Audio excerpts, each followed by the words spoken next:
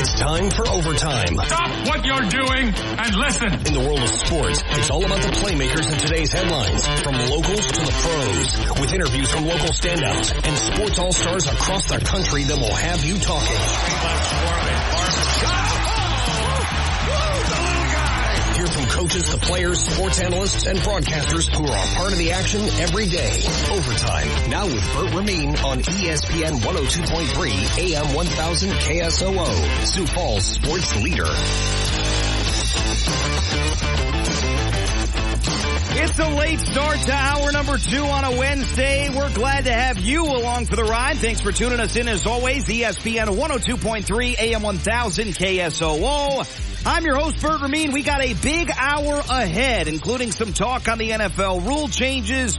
The New York Jets. Should you be buying stock in the Jets right now? Jake Asman of the Jake Asman Show in ESPN New York will join us in about 15 minutes to tell you why he is probably going to tell you to buy stock in the New York Jets, but we'll wait and see. Got some faith in Jake to have a cool head and non-homer take on that, but I'm certainly a fan of what the Jets have been able to do this offseason.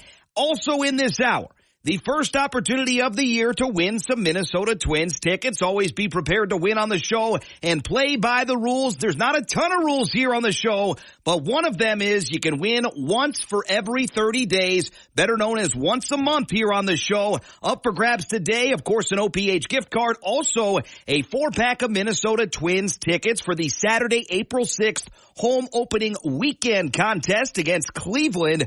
4-pack of tickets there. And the reason I say be prepared to win, save us all some time, have some fun, make this easy peasy, is that go ahead, if you're planning on winning at any point this year, make an account at MLB.com. We can transfer the tickets electronically to you in a flash. Regardless of if you win, if you have an account or not, you will need one. So make one. MLB.com free account to receive the tickets from ESPN Sioux Falls in the event that you should win some tickets this year.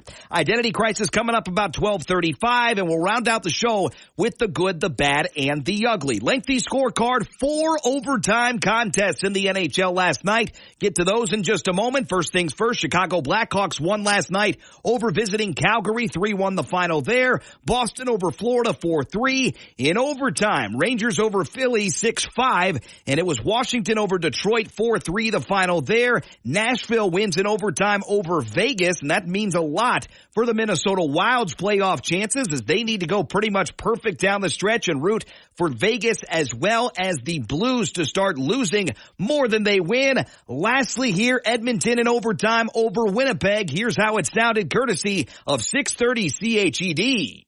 Into the Jet zone. Drops the puck to Hyman. He'll get to the middle. The backhand rebound.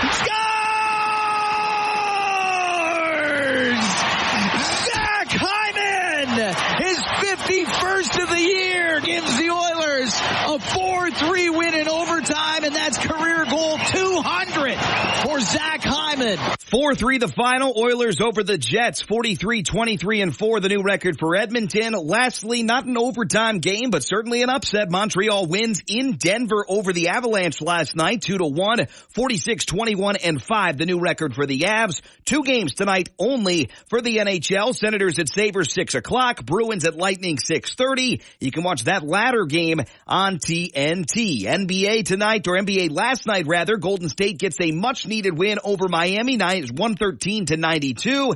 Double overtime between the Lakers and the Bucks, and the Lakers get the emphatic and important road win. Game tied at 121 in double overtime. D'Angelo Russell with the ball for the Lakers. Russell to Reeves, open for 3. Good! Austin Reeves puts the Lakers up by 3. Austin Reeves with the finishing touches there. Lakers hang on to a 4-point double overtime win. Anthony Davis, 34 points, 23 rebounds, and Milwaukee falls to 46-26, and they're a big cause for concern for ESPN NBA analyst Tim Legler. They're much worse in pressure situations under Doc than they were before Doc. Oh my gosh. And they fired Adrian Griffin.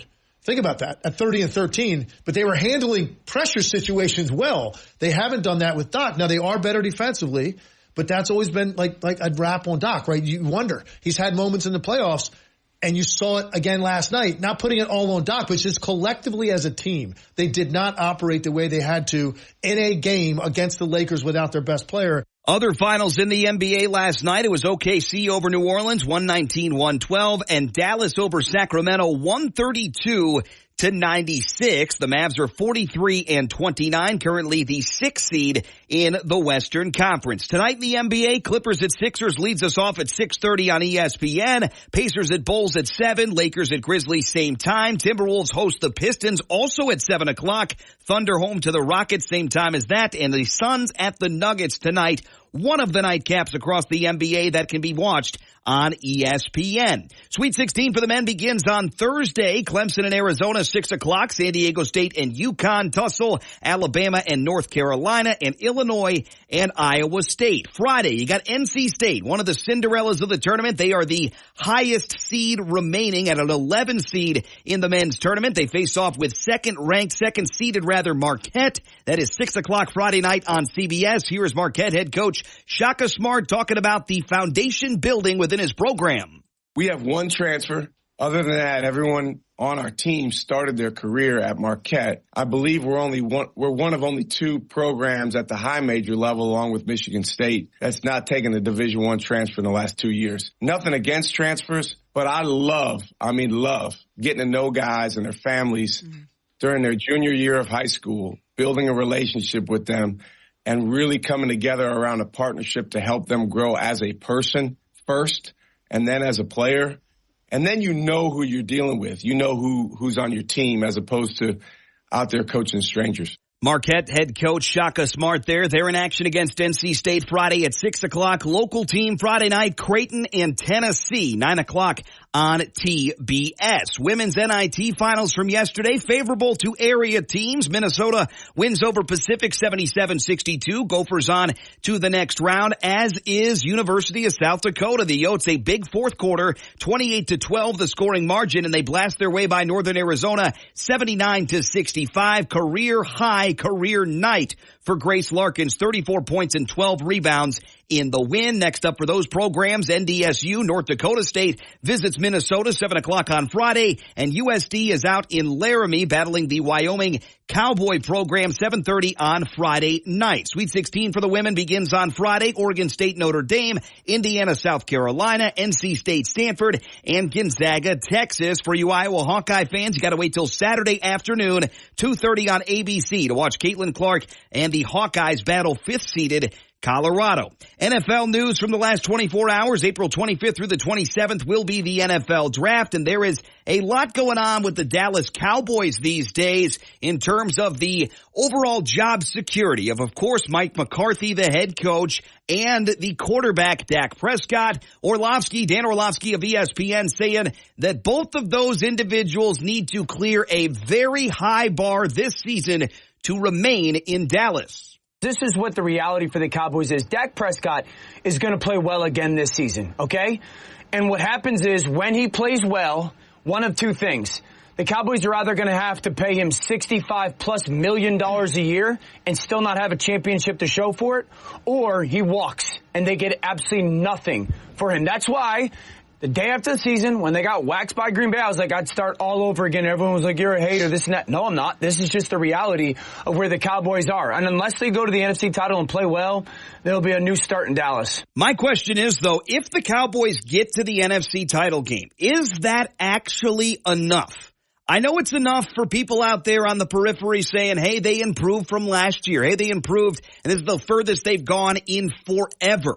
That's great. But if they go to the NFC title game, and let's say it's Dallas and San Francisco or Dallas and someone else, and the Cowboys are unprepared and they get blown out, what say you about the future of Mike McCarthy and Dak Prescott? But because for me, they have to have a respectable showing in the NFC title game to remain in their current positions. And it all depends on what it looks like and what it feels like post-game for Jerry Jones, the man in charge. But I think they need to at least have a respectable showing. It's not about just an appearance. Dallas needs to get there, play well, maybe win the game and go to the Super Bowl. The expectations and the bar should be high for Dallas, but it is very high. And right now, they're in a bad position with Dak Prescott. RJ Ochoa, one of our favorites that comes on the show, by the way, covers the Cowboys for Blogging the Boys.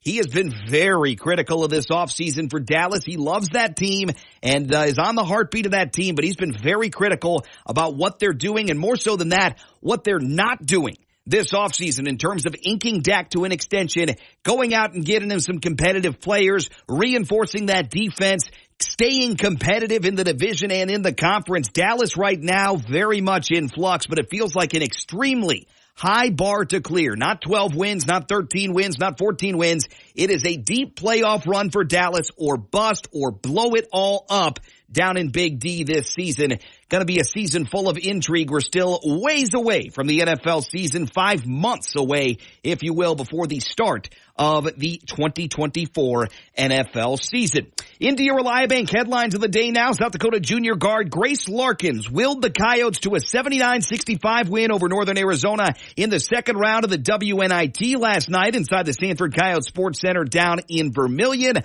Larkins scored a career-high 34 points to lead the Yotes to go with 12 rebounds in her 100th career game in a Coyote uniform. South Dakota now 23-12 on the season, climbed out of a 10-point deficit midway through the second quarter to ultimately win the game by 14 points. I mentioned earlier that fourth quarter scoring margin 28-12.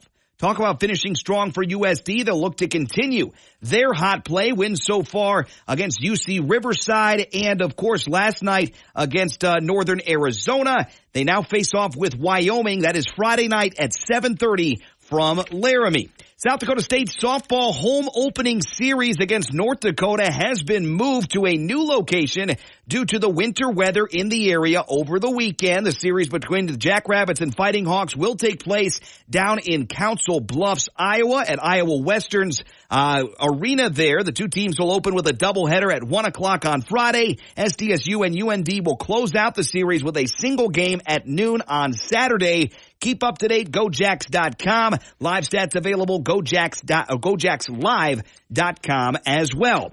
Augustana's Grace Glanzer not only picked up some recognition from the conference, but also nationally recently. She's been named the Wilson and NFCA D2 Pitcher of the Week. Sioux Falls native went 3-0 with a 0.00 ERA this past week. Can't be any better than that. On Tuesday in non-conference action, Glanzer tossed 7 innings of one-hit ball while striking out 10 Northwest Missouri State batters. She moved to 2-0 on the week with a 5-inning performance against Northern State by allowing just 1 hit and struck out 7 batters. And she completed her week with a complete game shutout of Moorhead while striking out 9 batters and allowing just a pair of hits combined for the week. She was the winning pitcher in 3 straight 4-0 contests while allowing batters to hit just 0.065 over 19 innings of work. Congratulations, Augustana's Grace Glanzer, on an absolute heater. Right now, the D2 Pitcher of the Week, according to Wilson and the NFCA. South Dakota women's basketball will play host to 4 camps coming up in June for 3 different age groups inside the Sanford Coyote Sports Center. More information, registration available, GoYotes.com. You got the Coyote Elite Camp, the Team Camp, Junior Yotes, and Mini Yotes camps all within that month of June. More information again, GoYotes.com. Last but most certainly not least, as we round out your Reliabank headlines of the day, some news from Major League Baseball with Dylan Carlson sidelined for several weeks with a shoulder injury. Speedster Victor Scott will be the starting center fielder for the St. Louis Cardinals on opening day tomorrow, according to manager Oliver Marmol. MRI revealed that Carlson suffered a sprained AC joint in his left shoulder on Monday night after landing hard on the warning track following a collision with teammate Jordan Walker. It has been a very ugly start to Major League Baseball's season with the Shohei situation and all of the injuries across the board. Hopefully everyone can stay healthy down the stretch, but we got several big name players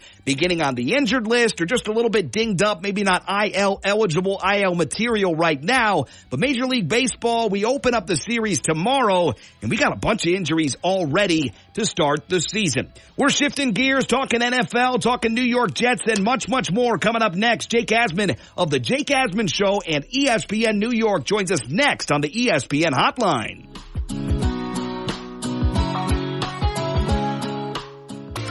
Stream us online, stream us on the app. Streaming now, Overtime with Bert Ramin on ESPN 102.3 and AM 1000 KSOO, Sioux Falls sports leader.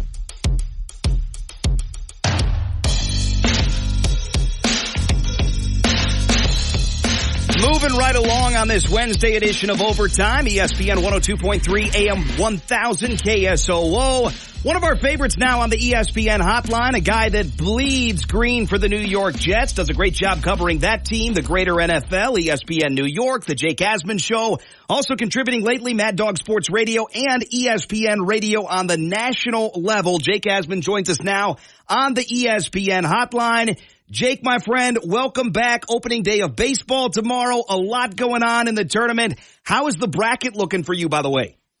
It's still alive, Bert. Thanks for having me on the show. So I did radio in Houston for 5 years, so I got to watch Kelvin Sampson and the University of Houston Cougars kind of be on this rise the last several seasons. So they were my pick to win the whole thing. A little nervous, not going to lie, in that overtime game against Texas A&M last week. But bracket's still intact. I still got my Final Four left, and I'm hoping the Cougs can cut down the nets because I have a good chance to win my pool if that happens. Hey, it's looking good on that front. Relatively chalky, but all sorts of intrigue, including Oakland, interesting hairlines, and all sorts of great stuff going on. NC State with a guy that looks like he could be a nose tackle, dominating the middle of the court as well. We're looking forward to talking about the tournament moving forward, but let's talk some football, man. I got to get an honest pulse from you on the New York Jets. I'm feeling pretty good about what they've done this offseason. How are you feeling? I feel pretty good as well. Now, after what happened last year, I'm never going to go out there and say, I ever feel great when, I was as confident, excited as I ever was, to watch the Jets. And, the season effectively ended, as everyone knows, after 4 plays. But I like what they've done. They entered this offseason needing 3 starters on the offensive line and a number 2 wide receiver. Well, they've been able to go out there and they were able to add 3 quality starters to their offensive line. Sure, there's some injury risk with Tyron Smith, but you rather overpay for a guy that when he's out there, he's elite. And I don't even think they overpaid with only $6.5 million guaranteed. Yep. And his contract is basically based on playing time for incentives. So, if he could play 13 games like he did last year, you sign up for that now, and then you could piece together the other 4 with maybe a draft pick or some of the in-house depth they already have. Getting Morgan Moses for a 6th-round pick, that's a great trade, getting a really good starting right tackle. And even signing a guy like John Simpson to play left guard, he's an upgrade over what they had in Laken Tomlinson. So I think they clearly improved on the offensive line. They signed Mike Williams to complement Garrett Wilson. And look, Mike Williams only played 3 games last year with the ACL, but they don't need him to be great. They just need him to be better than Alan Lazard and the other stiffs they put out there a season ago. So, if he could go out there and contribute, maybe they add another receiver and free agency in the draft. They're in much better shape offensively. And then, of course, look, if Aaron Rodgers at 40 years old can't play 17 games, you need a legitimate backup quarterback. That was the biggest issue a season ago. And they signed a true pro in Tyrod Taylor. So I think even if you're the most negative Jet fan, it's tough to really sit here and complain about what they've done so far. They've given themselves a lot of flexibility going into this draft next month with that 10th overall pick to do a bunch of different things. Jake Asman of the Jake Asman Show, ESPN New York, Mad Dog Sports Radio, and more is our guest here, Wednesday edition of Overtime. I know it might not be the popular pick, maybe, but what pickup has moved the needle the most for you? Is it got to be Tyron Smith, or is it Mike Williams? Because I feel like casual fans probably most excited about Williams due to the fact that he plays that exciting position of wide receiver. But when it comes to everyone you've added, is there one player more so than any other that you're most excited about? I'll tell you what, I actually think it's trading for Morgan Moses, right? This is a guy who's been a really good tackle in this league for a long time, played with the Ravens the last couple of years, but he was on the Jets in 2021. Washington had to cut him in June of that offseason because the COVID year, the cap went down, and he was a cap cut. So the Jets were able to bring him in. He ended up having to basically start all year because Mekhi Becton got hurt in week 1. So he started at tackle for the Jets that season. He was so good that he got an opportunity to start, and the Jets GM, Joe Douglas, has already said he regrets letting him leave. So now you fast forward a couple of years later to get him with 1 year left on his contract, only a $5.5 million cap hit, and you only had to trade a 6th-round pick. I think that kind of set everything up because that allowed them to make other moves and maintain that cap flexibility because they got a really good right tackle for only $5.5 million on the cap and a 6th-round pick. So that to me was the best move from like a value standpoint. And as a Jets fan, we know he's good. Like we watched him here, and it was a mistake to let him go. So to get him back, that move really fired me up the most so far. New York Jets making a lot of moves, particularly on that offensive line. Pretty darn important to keep Aaron Rodgers healthy moving forward. I feel like the division might be ripe for the picking with Buffalo and Miami maybe taking a step back. How are you feeling about the division? And from your perspective, Jake, who should fans be more worried about, Buffalo or Miami in 2024? It's a great question, Bert, because I agree with you. I think if anything, you can't say the Bills and Dolphins got better. If anything, they got worse. Now, look, you give them respect. They were playoff teams a year ago, of course. But, to me, it's the Bills because they still have Josh Allen. I know Tua had a really good statistical season, but the Miami Dolphins were a little fraudulent last year if you think about it. They were 1-5 against teams with a winning record. They got boat raced in the playoff game against the Kansas City Chiefs. I just don't truly believe in them just yet. I look at the Bills, and as long as they have Josh Allen, they're going to have a chance. I mean, he's an MVP level quarterback every single season. And, look, the one thing you could say for the Jets is even with Zach Wilson the last 2 years, they have actually beaten the Bills in the regular season. Like, they play them well. So if the Jets could figure out how to, beat Miami one of the 2 times, beat Buffalo one of the 2 times they play, and sweep New England 4-2 in the division and take care of some of the other games on the schedule, you should be right there competing for the AFC East next year. Like, if anything, the Jets won 7 games with a historically bad offense a season ago. It's not crazy to think if Aaron Rodgers, let's say, plays 15 of 17 games next year and Tyrod Taylor plays the other 2, the Jets can go from 7-10 to 10-7, 11-6, and that might be enough to win that division. So I think the Jets are right there, but I think Buffalo's still the team to beat because they have the best quarterback in the division, Josh Allen. Agree with that 100%. When it comes to keys internally for a playoff berth, obviously health is the big key. But what needs to get better foundationally for the Jets? Because obviously in the past, the defense has been great over the past couple years at times. The running game has been okay at times when Breece Hall is out there. What else needs to click outside of the team just being healthy, which is an obvious factor for every NFL team?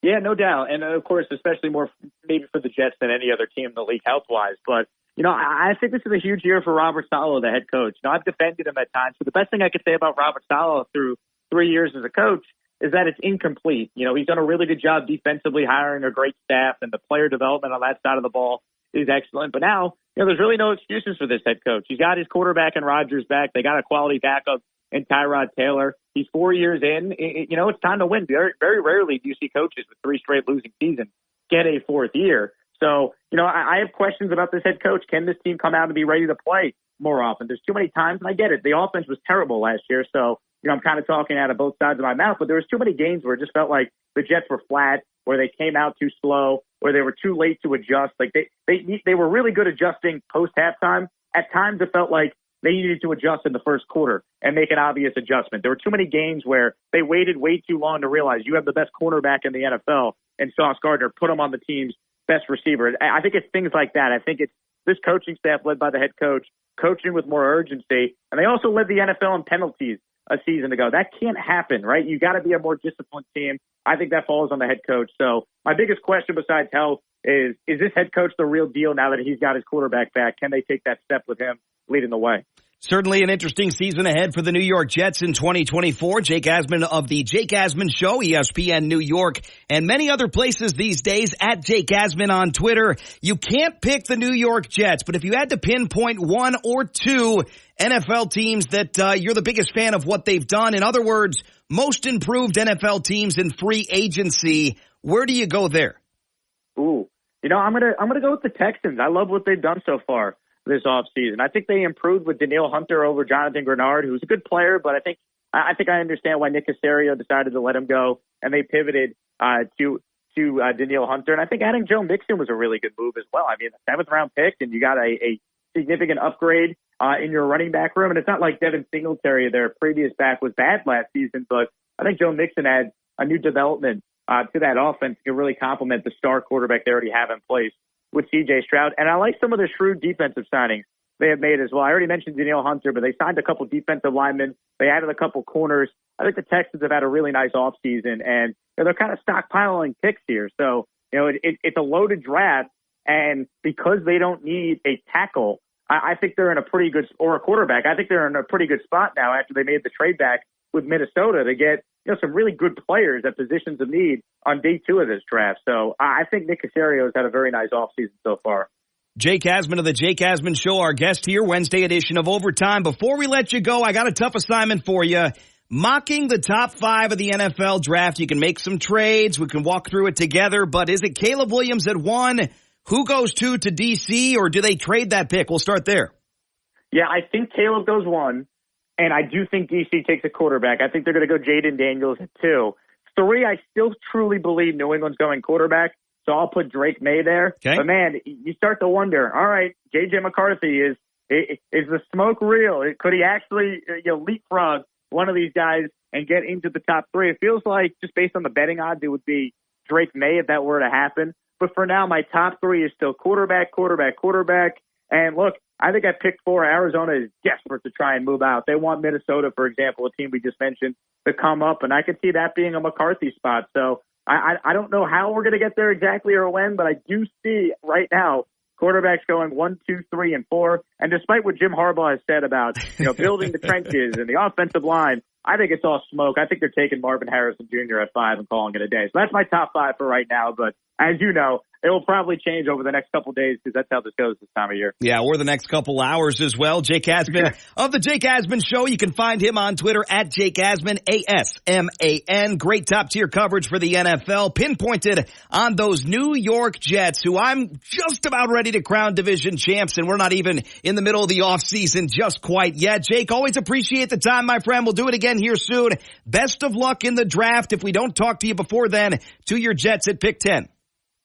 Bert, appreciate you, my man. And, let's hope this Jet season is a lot better than the previous one, so we have some happier conversations in the fall. Hey, I will always root for Aaron Rodgers. He's my guy from Green Bay. And now, though he wears a different shade of green, still rooting heavily for Aaron Rodgers. That is Jake Asman of the Jake Asman Show, ESPN New York. Also contributing to Mad Dog Sports Radio and ESPN Radio on the national level. Great stuff always from Jake Asman. We're going to take the break, and when we come back, it's your big opportunity to win some Minnesota Twins tickets. First Twins tickets we're giving away this season. 4 tickets. It's a 4-pack. Take your friends, take your family, whatever, out to the Twin Cities against Cleveland. Saturday, April 6th, the date for the tickets. Have an account set up, MajorLeagueBaseball.com, MLB.com, under an email address. But regardless, we're going to test your wits with the identity crisis coming up next on Overtime. What this is, it is a current Major League Baseball player. I'll deliver the clues. You can dial the number. If you get it right, you get the Twins tickets and you get the OPH gift card. If you get it wrong, you can hang up and you can try again, but there's certainly going to be a lot of competition here because we got the first Twins tickets to give away for the season that begins tomorrow. Home opening weekend. Cleveland coming to town Saturday, a 4-pack of tickets. Saturday, April the 6th, MLB.com will have the tickets transferred to your account there, but you can win them next on Overtime. It's the Identity Crisis brought to you by the Original Pancake House, and it is next on this Wednesday edition of the show on ESPN 102.3 AM 1000 KSOO.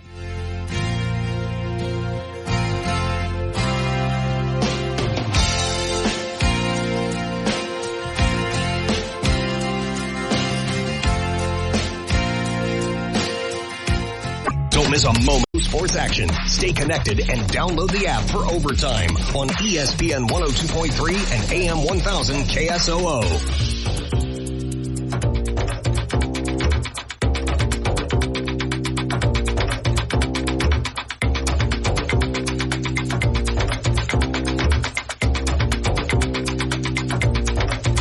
Right back with you on this Wednesday edition of Overtime. It is time for the Identity Crisis brought to you by the Original Pancake House, and it's time to potentially win a 4-pack of tickets to the Minnesota Twins Saturday, April 6th against the Cleveland Guardians. It could be all yours if you're my lucky caller and you know what the heck you're talking about. Current Major League Baseball player is the clue today, the courtesy clue.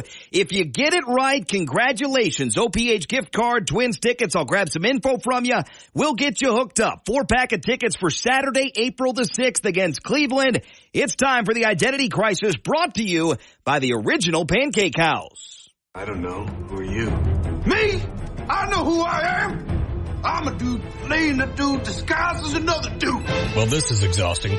Let's see if you can tell us the sports figure we're talking about in today's identity crisis on Overtime. The Identity Crisis is always brought to you by the original Pancake House in Sioux Falls. For the very best in breakfast, check out OPH in Sioux Falls at the corner of 41st and Kiwanis. Now, phone lines are open, 605-362-3776. Do not dial before I start with the clues or I will hang up on you. But here we go. Clue number one, your courtesy clue today, was a current Major League Baseball player. Here's your clues. Clue number one. Outfielder. Clue number two, wears number 38. Clue number three, went to Southern Mississippi. Clue number four, Major League Baseball career 2019 to present. And here is your fifth and final clue. This should be a dead giveaway. Major League Baseball debut in 2022 for your Minnesota Twins. 14 homers last season for Minnesota and had a .370 on-base percentage. Lastly, I'm going to keep doling out some fun clues. Minnesota native of Forest Lake, Minnesota. Who the heck am I talking about today? You could win some Twins tickets, 605-362-3776. That number to dial now, 605-362-3776. Outfielder, number 38. Southern Miss, 2019 to present for a Major League Baseball career, made his debut in the show in 2022 for the Minnesota Twins, 14 homers last year for Minnesota, and had a .370 on-base percentage. Your caller number one. Pressure is on. What is your name, and who am I talking about today? This is Avery. Avery, congratulations. I believe you're talking about Matt Wallner. That is correct, Avery. You can hang on hold for me, man. You've won the first 4-pack of Twins tickets for the season. Congratulations. Hope you and your friends, you and your family, maybe you go by yourself. Who knows? It's a 4-pack of tickets coming up at Target Field. Congratulations, Avery. All right, Avery jacked up about it. We're excited for the Minnesota Twins season. Again, we've got the home opener coming up very shortly, but opening day tomorrow. Twins at Kansas City, 2:30, the broadcast start time. Pregame coverage, 3:10 is the first pitch tomorrow. Twins at Kansas City. We got the matchup Saturday and Sunday. Twins are in Milwaukee on Tuesday, and then we've got the home opener, Cleveland, coming up soon, as well as that home opening weekend. I got tickets to give away throughout the season. You could win big here on the show with Overtime. Quickly here before we go to break, news from the NFL. Jason Kelce could soon be in for a big-time role as a broadcaster. ESPN could yet again be tinkering with the Monday Night Football pregame show. According to Andrew Marchand of TheAthletic.com, recently retired Eagles center Jason Kelce could be joining the cast of Monday Night Countdown coming up very soon. And former NFL quarterback Robert Griffin III could be out. Marchand specifically explains that Griffin's spot, quote-unquote, is in jeopardy, and that ESPN, among others, are currently pursuing Jason Kelce. They have a really, really strong bond on their podcast. They've been able to refine those media skills. Would not surprise me one bit if we see Jason and or Travis Kelce in the broadcast booth before we know it. And lastly, before we go to break, I told you that a big-name return specialist has a new home in the NFL. The Pittsburgh Steelers are signing ex-Viking, ex-Raider, ex-Bear, ex-Falcon, and otherwise Cordero Patterson to a 2-year, $6 million contract. It's a savvy move for Pittsburgh after yesterday we got the news about rule changes in the National Football League, and all of a sudden, kick returners, punt returners, specialists, speedsters, everything, people that can break tackles, people that can run block, instantly more valuable once again in the return game. Cordero Patterson, 2 years, $6 million with the Pittsburgh Steelers. We wrap up the Wednesday edition of the show coming up next with the good, the bad, the ugly. Back after this on Overtime.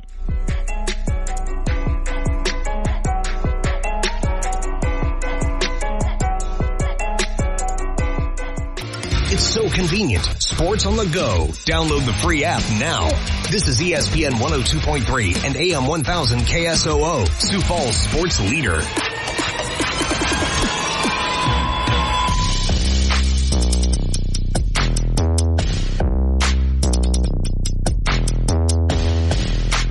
Right back with you to wrap up this Wednesday edition of Overtime. Bert Ramin here with you. Track me down on Twitter at anytime at Bert ESPN. Time now to deliver the goods, the bads, and the uglies here on Overtime.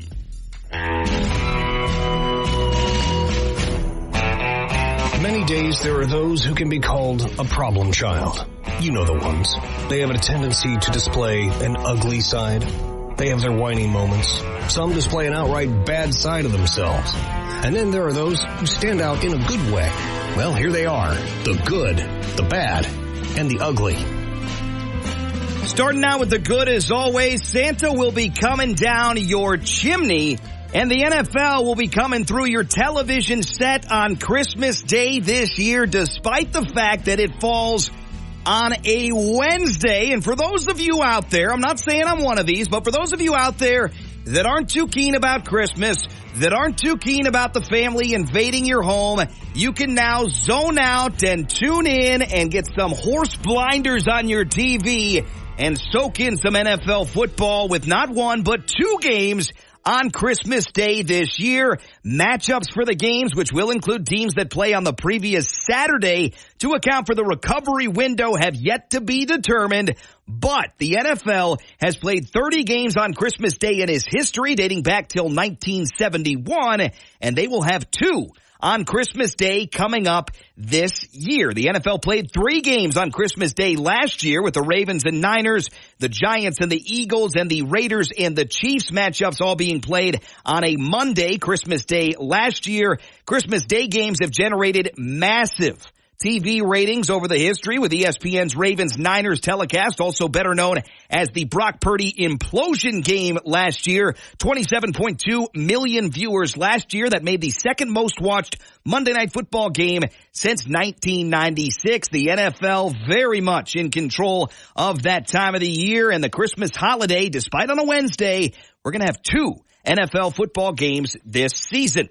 Adam Fox scored 30 seconds into overtime, and the Rangers became the first NHL team to clinch a playoff spot this season, beating out the Flyers 6-5 in overtime following a wild third period on Tuesday night. The Rangers on the short list of big-name contenders as we gear it up for the Stanley Cup playoffs. And again, the New York Rangers, very impressive team. You got the Lightning, you got the Bruins hanging around in the East, but the Western Conference stacked as well. Edmonton, Winnipeg, Colorado, Vegas, all sorts of teams out there in the East and the West. It's going to be a fantastic race to the finish of the regular season and an even better NHL Stanley Cup playoffs coming up this year. On to the bad now. Washington State can't get a break. The University of Washington has hired Pat Chun, the athletic director at rival Washington State, as the school's new AD as of yesterday. And no, I'm not kidding. It's a 6-year deal, according to ESPN. Pat has a track record of success and a wealth of experience from 15 years in the Big Ten and service on national groups guiding the future of college sports to securing community support and a commitment to the well-being of student athletes, according to the University of Washington president Anna Mary Koss in a statement. He knows our state. He's highly respected in national athletic circles and has an eye for talent. I'm so happy he'll be joining us to lead UW athletics into the future. Again, the sudden departure last week of Troy Dannon to become Nebraska's athletic director spurned the move. But Washington plucks from their rival, plucks from the team they left behind. One of the 2 teams they left behind as they vacate the Pac-12 to move to the Big Ten. Washington hiring Washington State's athletic director. It's next level trolling. Might be a really good hire, but very sad, very bad news for Washington State as they continue to navigate their big time uncertain future in the college sports landscape. Now to the ugly. We told you about this late last week, and we got some more information about the arrest for Georgia running back Trevor Etienne.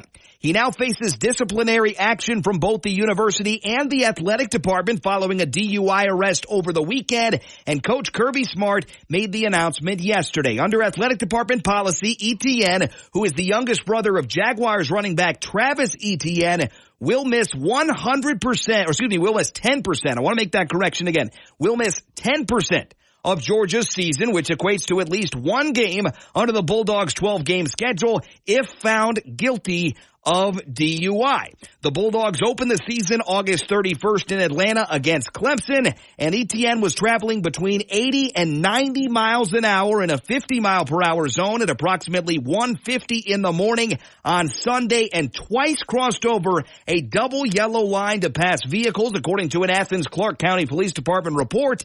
ETN, transfer from Florida, told police he was trying to get home and admitted to drinking 3 beers, quote-unquote, way earlier in the night. Again, very ugly situation, and I said it earlier this week. I'm not targeting the young man, Trevor Etienne, although, of course, it's never a good look, and always get a ride if you've been drinking. That is unquestionably very important. I'm not targeting Trevor Etienne here as much as I'm targeting that Georgia athletic department and that Georgia football program.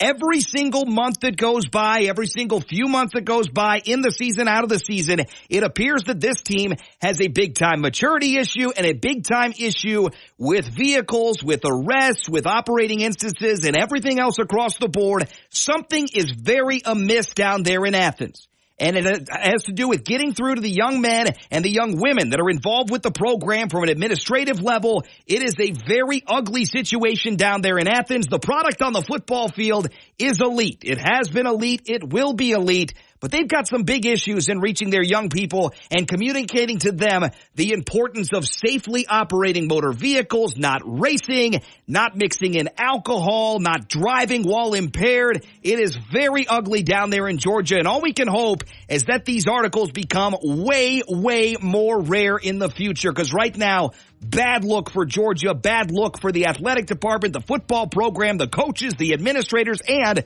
the greater SEC and college football as well. That's the good, the bad, the ugly, and that is our show. We will talk to you tomorrow, full hour of Minnesota Vikings coverage to lead it off with Dustin Baker. We'll talk to you tomorrow at 11 when the next edition of Overtime rolls around right here on ESPN Sioux Falls.